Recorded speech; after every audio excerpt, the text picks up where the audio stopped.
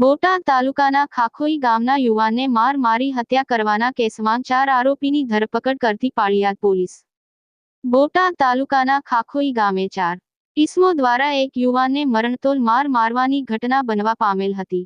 આ ઘટનાના અનુસંધાને યુવાનને સારવાર માટે હોસ્પિટલમાં દાખલ કરવામાં આવેલ હતો, જ્યાં સારવાર દરમિયાન આ યુવાનનું મૃત્યુ થતાં પાળિયાદ પોલીસ દ્વારા 302ની કલમનો ઉમેરો કરવામાં આવેલ અને પાળિયાદ પોલીસે આરોપીની શોધખોળ કરી રહી હતી। ત્યારે પાળિયાદ પોલીસ દ્વારા આ ઘટનાના 4 આરોપીઓની ધરપકડ કરી જેલ હવાલે કરેલ છે અને આગળની વધુ તપાસ હાથ ધરેલ છે।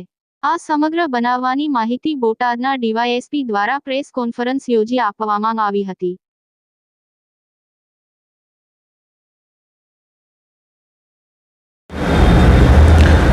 પાળિયાદ પોલીસ સ્ટેશન ખાતે ગત તારીખ 23ના રોજ આ બનાવ બનેલ છે, જેમાં અગાઉ આઈપીસીની કલમ 307 મુજબનો ગુનો દાખલ કરવામાં આવેલ હતો।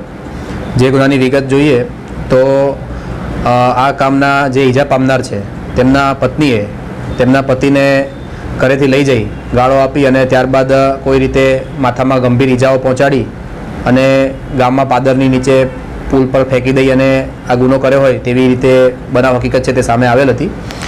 આ બનાવમાં ઈજા પામનાર વિજયભાઈ દલાભાઈ રાઠોડ છે, તેઓનું મૃત્યુ થતાં ગુનામાં આઈપીસીની કલમ 302 મુજબનો ઉમેરો કરવામાં આવેલ છે તથા આ તપાસ દરમિયાન આરોપી તરીકે દર્શાવેલા કમાભાઈ રૂપાભાઈ રાઠોડ, મહેશભાઈ કમાભાઈ રાઠોડ તથા અરવિંદભાઈ કમાભાઈ અને ભીખાભાઈ નારાયણભાઈ આ તમામ ખાખુના રહેવાસી છે।